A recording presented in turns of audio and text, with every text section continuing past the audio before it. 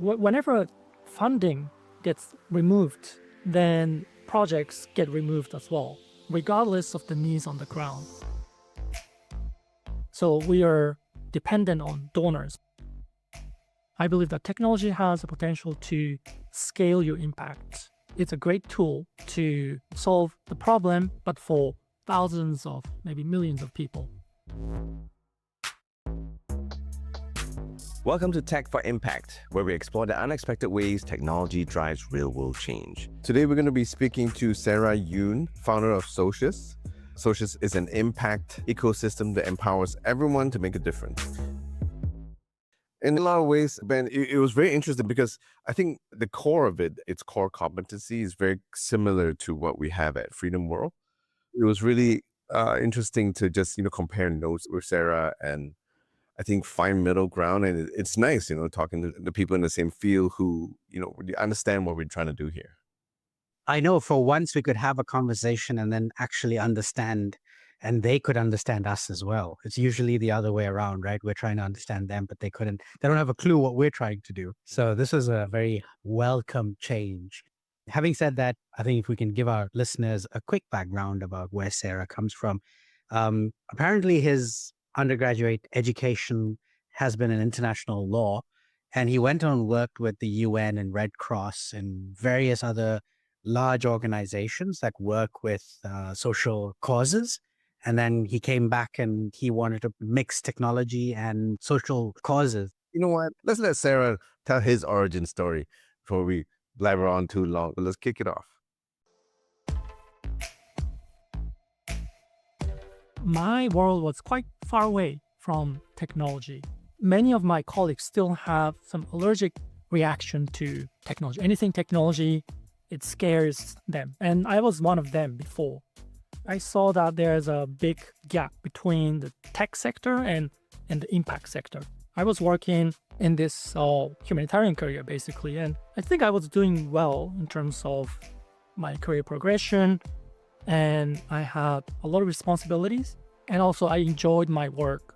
I had amazing colleagues that I learned a lot from, and I get to travel to places that you usually cannot visit, places like Iraq, deep mountains of Bangladesh, Algeria, and I get to visit prisons where normally people wouldn't be able to go unless you are arrested and detained there, or you work in prison. I get to visit prison facilities to make sure that their detention conditions are up to international standards.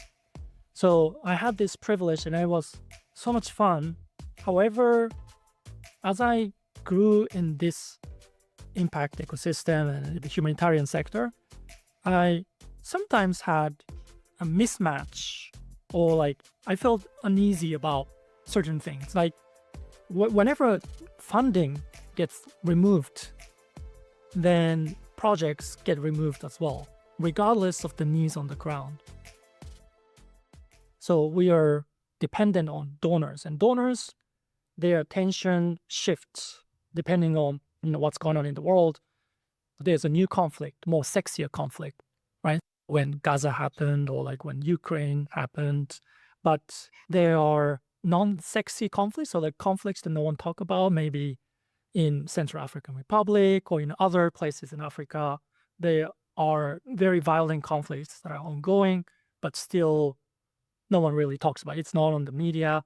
And the funding is not depend on the needs on the ground, but it depends on how much attention you get, and you get more donations, and both from countries and also from individuals. So I was looking for other ways to make an impact. So I always had this desire to make an impact. And at the time, social innovation, social entrepreneurship was something we talked about more and more. That was the thing that I didn't know much about. So the basic thesis is that you can solve these problems at the same time you generate your own revenue. So you don't need to depend on someone else giving you charity. And it doesn't create a relationship of dependence because it's a business. So people are providing value and then they're getting money in return. I got interested in that and I wanted to pursue. But my background was international law, and I had no idea. And very few of my family members are like business owners. So I didn't know anything about it. So I went back to school, studied master's in social innovation. And that's where I learned a little bit about, different roles within the social innovation space. I learned a bit about how to manage social enterprises or impact startups. That's where it all started.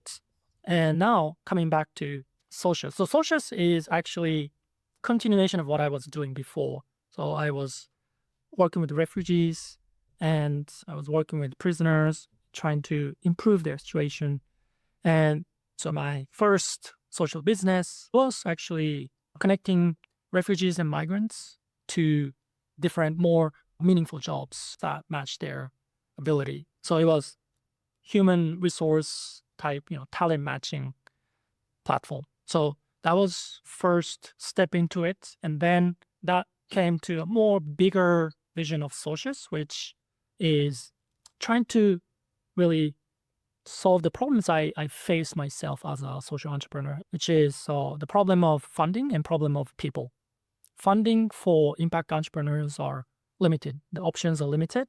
And hiring for impact startups is also very specific and very difficult.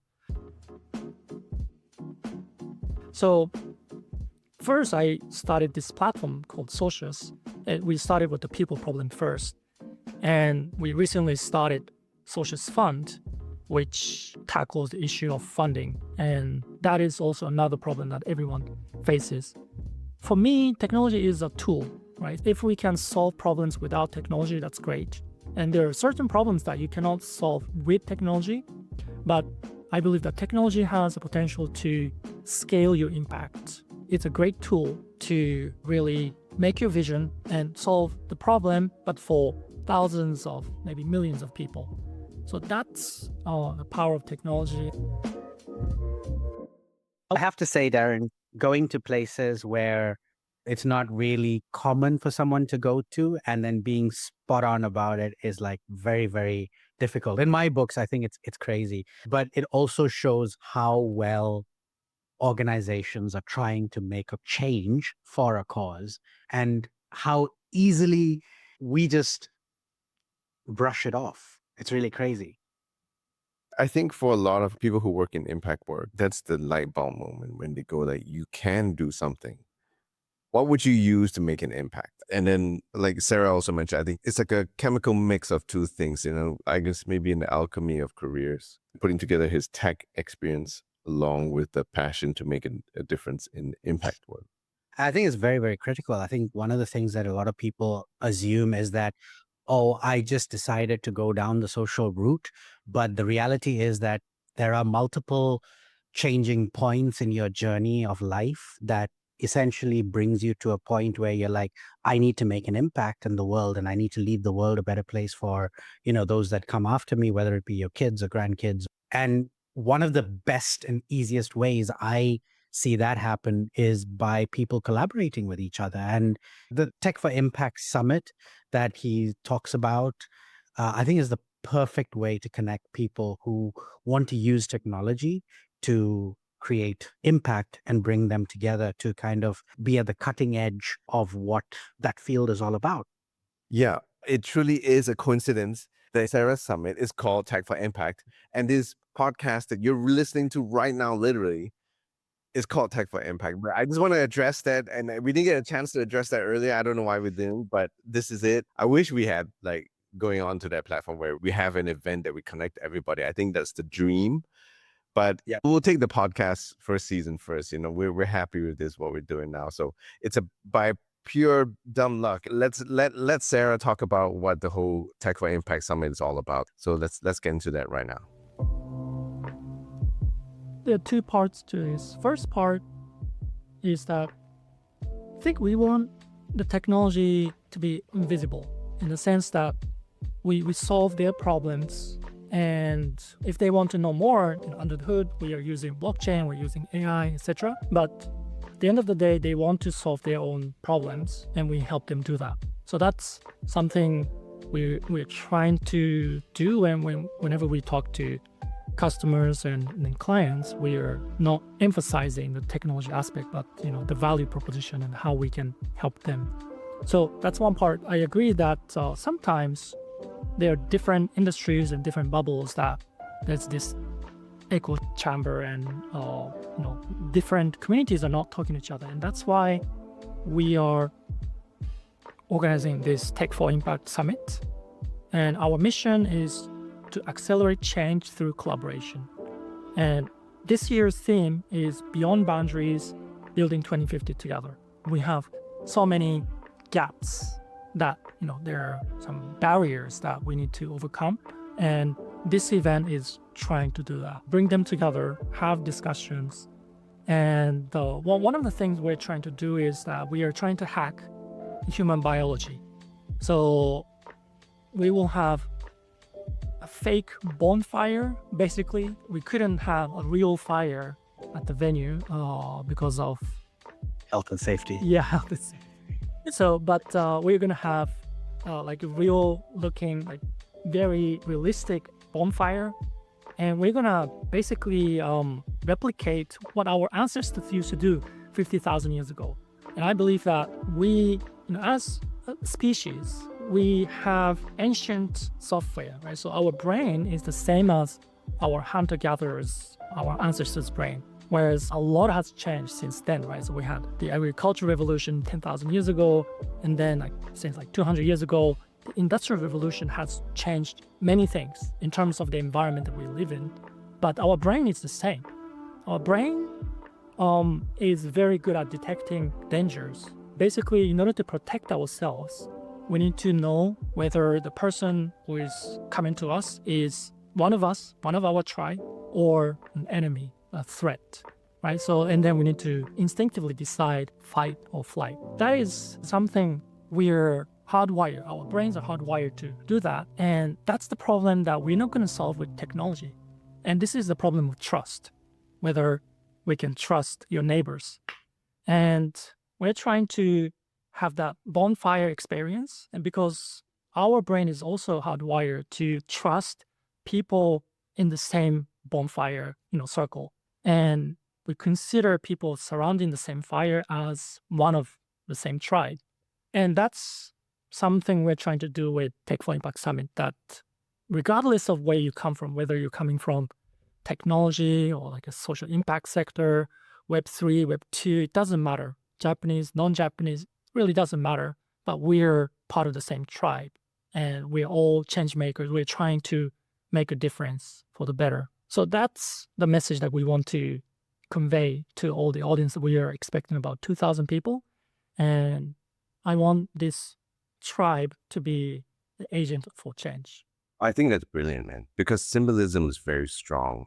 I think if you tap into the symbolism and to the meaning of exactly what you explained, tribalism, and people want to feel like they belong. And I think if you have this symbolic ritual where people do come together, it may seem archaic, but it's a bonding moment. I think it's very strong. It's a brilliant idea. And I think it's going to be a stark contrast to what we are going to talk about, because we'll be talking about the future, right, 2050, and there will be quantum computing scientists and engineers and startup founders. We will have someone who will talk about bioelectricity, like, regrowing limbs and, solving the problem cancer. And we have someone who will talk about nuclear fusion, like unlimited clean supply of energy. So it's really futuristic. So it's quite, looking out into the future, but we also want to know how we got here and who we are and, where we've been, in order to understand where we're going and make sure that we're going to the good place, not the bad place. On the topic of experiences, I think for a shared moment like that in a conference, I think it's very interesting, and I think it's very invigorating too, right? Because a lot of people go to these conferences, they wouldn't expect that. So I think it's a really good bonding session, and I think it resets their mind and it takes them out of that corporate mentality and into a personal reflection mode. And I'm just going to tie it back to experiences. with Socious, I think there's going to be a new experience for everybody, especially back to how you were saying that we're tribalism. And I think it's the human behavior to, when they do feel like they've contributed to something, a cause, it reinvigorates them. I think the experience will be very different for Socious. What is the experience that you want them to take out of this? Yeah. Our mission statement is give everyone a chance to make a difference. And behind that message, we have this vision that we want to increase the amount of resources available to solve social and environmental problems, whether it's financial capital or human capital. And in order to do that, we need to mobilize and leverage dormant resources that we have out there, right? And I believe that, people like you, they will do it without the help of Socius, without anything. They will just, continue doing amazing things that they're doing. But people who are just interested, but maybe they have some barriers. Maybe they don't know where to start, or they want to make sure that their financial needs are met, but while doing that, they want to also contribute at the same time. We want people like that as well, people who don't have time, but they can donate. So our goal is to make it as easy as possible for anyone to make a difference. So for example, Socious Fund is a crowdfunding platform, right? And we want to mobilize more resources to underrepresented founders. Only 2% of venture capital go into female founders, and only 2.8% of venture capital goes to the global south and emerging markets. And we want to change that situation by changing who decides who gets funding, basically. So at the moment, it's mostly men in the global north. They have like investment committee, and then they decide among themselves who gets funding, right? But because of that, women and other underrepresented founders, it's difficult for them to access that capital. We change it like upside down. Basically, everyone can vote. Everyone decides who gets funding by voting and donating. So we consider three things. First is the number of supporters. And these supporters, they don't need to donate. They can just vote. Yeah, it will take like 1 minute. And two is the amount of donations that they've raised, right? So it will show like how much people care and are able to donate to that cause. And thirdly, it's their past contribution to impact. So let's say like you are underrepresented founder, a female from Africa. You don't have many rich friends, but if you have a lot of friends and supporters who have been contributing to social and environmental impact, you might be able to get $100,000, $200,000. So that's what Socious Fund, what makes Socious Fund special and unique. And in this case, this person wants to make a difference through their own project, and we give that opportunity. We give you access to capital. But also, on the other side is a lot of people who want to donate or who are just trying to look for ways to contribute. And they can maybe donate, or maybe they don't need to donate. They can just click a few things a few times, and then they can also leverage their reputation, their impact experience as voting power to help your cause get funding. So we want to lower the hurdle to contribute. And it's the same with your time. So we have Socious work, and we start from like volunteering work. It could be like a 1-day event. It could be like, beach clean 1 day, just a few hours. That's also an impact. And we want to make sure that everyone has access to making a difference and they feel good. And I believe that doing that together, beach cleaning, it's one of the best ways to bond with other participants as well. And I think in this world, we need more of that bonding experiences and more trust among ourselves. And I think, we're trying to make an impact that way to facilitate that connections and give access for them to make a difference. Hey guys, this episode was brought to you by Freedom World app. It is a gamified social platform where you can join communities around a variety of interests, popular brands, events, and much more. You can immerse yourself in the community that's filled with activities and connect with like-minded individuals who share your passion. It's also the perfect platform for small businesses, content creators, or anyone looking to create a community. You find a variety of tools and features ranging from news feeds and your own online store to creating branded tokens and AI-generated content that will help you engage, monetize, and grow your community. Download Freedom World on the Apple App Store or Google Play Store and create your world today. Sarah's onto something there, because I do feel that maybe in modern society or modern culture, we've lost that tribal connection. I guess the importance of having rituals to signify different things, to signify a pact. There are benefits to having rituals so people in the communities feel like they're part of something. And you're committed to something more than just numbers on the screen, I think I stumbled upon this just this week. I was watching this video about what they call dinners at homes. For the older generation, they'll be like, yeah, we used to have friends over, we had dinners or we had a meal together and we had fun.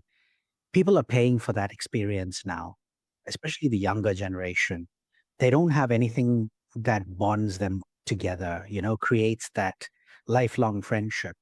And it's so sad that you're paying money for it in order to have an experience. And I find that totally ridiculous, to be honest, right? If you came over to India, I would say, dude, we're going to meet up and we're going to have a meal. That's how we connect, right? That's fundamental about being human, is to have a shared meal, a shared experience at the end of the day.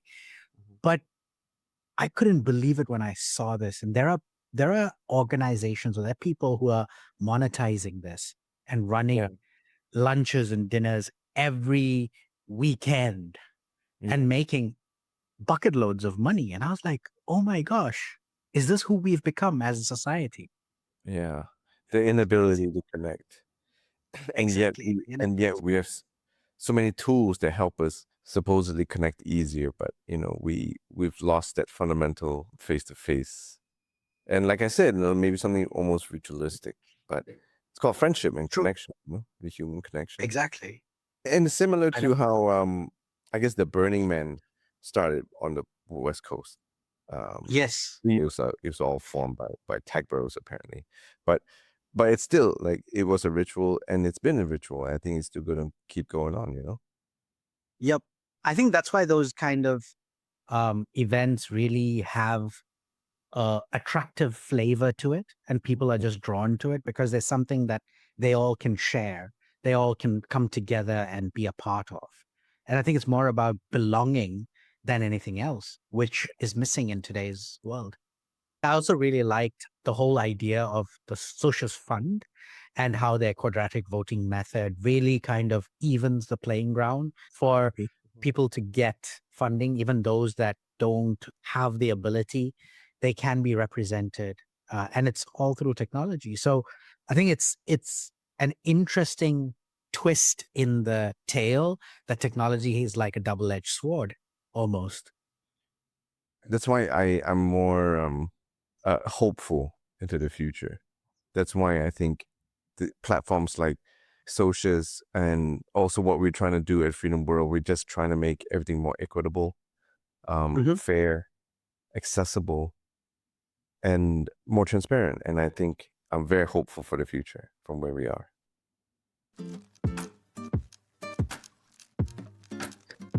Sarah, as you were explaining about, as a potential person seeking funding, I can then get people in my network to maybe come and vote for me so that I get the funding, right? Fundamentally, like a counter argument kind of popped up in my head, which is, if I'm a person putting down $100,000, let's say, for example, to donate away into a fund, wouldn't I want to be a part? Because right now, most of the time what happens is I put the money and then I have no access. But then as a funder, funders are saying, okay, I also want to be a part of where that money is going. But if you get a person who is voting without a donation, or skin in the game almost, by putting money down, doesn't that become unfair to those who are trying to fund? That's a good point. So I think we need to strike a good balance, right? What's fair is it fair that only 2.8% the money is going to the global south. Is that fair? And is that fair that there's massive exchange rate differences? And, so if a person from, let's say, India with their average salary goes to the US, if they can go, then it's difficult to buy a hamburger in the US. But in the US, the poorest person in the US goes to India, then you can stay at a very nice hotel, for example, right? Is that fair? So these are really philosophical questions, and we need to really strike a good balance. And what we decided to do is that we want to make sure that people in these disadvantaged areas, they still have a chance to win, chance to receive funding, okay? And if we base it purely on funding or like donations, then $100 for US citizen, people who live in the US, that's like a meal, right? But for people who live in different countries, maybe it's like 1 month salary. And it's difficult to receive that amount of donation from those people. And that means that people who have friends in the US will always win. Well, is that fair, right? So what we did is that the people who will donate will count more than people who don't donate, that's for sure. But what we did is that we use the square root of that amount as the voting power. So like if you donate $100, then it counts as 10 in terms of the voting power. So if it's 9, it's 3, etc. So like it will democratize, it will make the change smaller between the rich and the poor. However, if you donate 100, it will still count as 10, but if you have only 9, it will count as 3. So there is a difference, but that difference is cancelled out to a certain extent by that quadratic voting mechanism. And we believe that this will be fairer than counting 100 as 100, or 10,000 as 10,000, right? And on the other hand, there are many people who actually don't have any disposable income to donate. And do they have no chance? I want to give them a chance. So, but it's going to be harder for them to win. But the only way for them to win is that they will gather way more people, right? So like this American project will have one person donating $1,000. That's good. But this project from Africa, they have 1,000 people, maybe someone donating $1 each, or maybe zero, maybe not donating anything, but maybe they've been volunteering, they've been contributing to social impact, and I think they should have a chance to win that funding. So we're trying to balance it through different mechanisms, and we're still figuring out how we can strike that right balance. And it will change depending on the environment as well.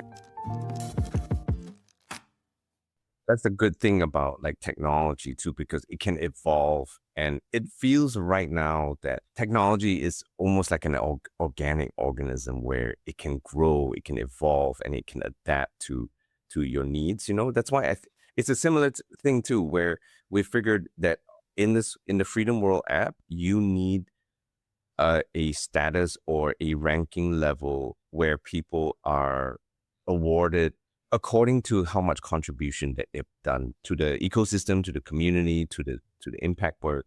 I think we're all heading towards that, where sometimes it feels like a social credit system sometimes feels it's a big brother program to watch over you, but there are so many positives about that, and you get people contributing and paying attention to more than just like likes or shares, or because like you said, not everyone can contribute large amounts of money, but we all have time, and we all have like a social standing in which what we can contribute, and that should also be tabulated, and considered. That goes back to our technical nerd talk again, where yes, we will be using Web3 and blockchain to tabulate all this, but I think that's the beauty of it. People are so afraid of this social credit system, but they fail to see that the technology behind it is what makes it transparent, trustworthy, and fair and equal to all.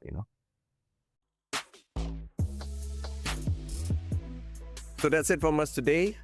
You've been listening to Tech for Impact, brought to you by Freedom World. It's a cutting-edge technology platform dedicated to building and growing active communities on the blockchain. And who knows, you might end up creating a community to cause an impact in your specific area. This episode was hosted by me, Ben, and my co-host, Darren. and this episode was produced by Aaron Joseph from The Surge Online, edited by Andrew, sound design and mixing was done by Snowfer James, and the incredible music is from Kushi. Thank you for tuning in. If you guys enjoyed this episode, please don't forget to share it with your friends, subscribe on the podcast, and leave us a review. And until next time, stay curious and keep making an impact.